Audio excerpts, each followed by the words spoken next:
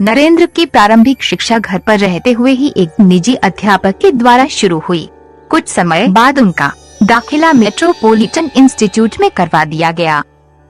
इस स्कूल में आकर भी नरेंद्र की चंचलता में कोई कमी नहीं आई।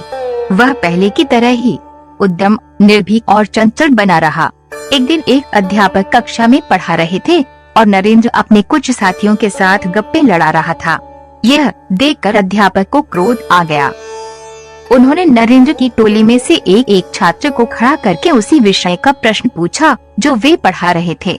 सभी छात्रों का ध्यान तो नरेंद्र की बातों की ओर था। फिर भला वे अध्यापक के प्रश्न का उत्तर कैसे दे पाते। सबसे बाद में अध्यापक ने नरेंद्र को खड़ा करके उससे भी वही प्रश्न पूछा।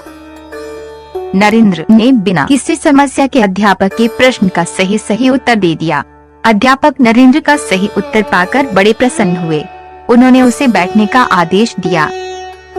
अध्यापक द्वारा बैठने के लिए कहने पर भी नरेंद्र नीचे न बैठा तो अध्यापक बोले, नरेंद्र, तुम्हारा उत्तर बिल्कुल ठीक है। मैंने तुम्हें बैठने के लिए कहा है, खड़ा होकर दंड पाने के लिए नहीं।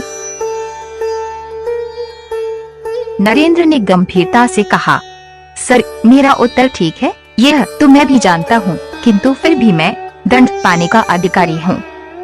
नरेंद्र की बात सुनकर अध्यापक ने हैरानी से पूछा, क्यों?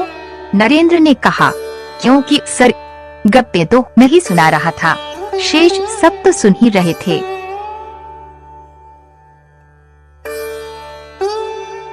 नरेंद्र की बात सुनकर अध्यापक को बड़ा आश्चर्य हुआ। वे उसकी निर्भीकता और सत्यवादिता से बड़े प्रसन्न हुए।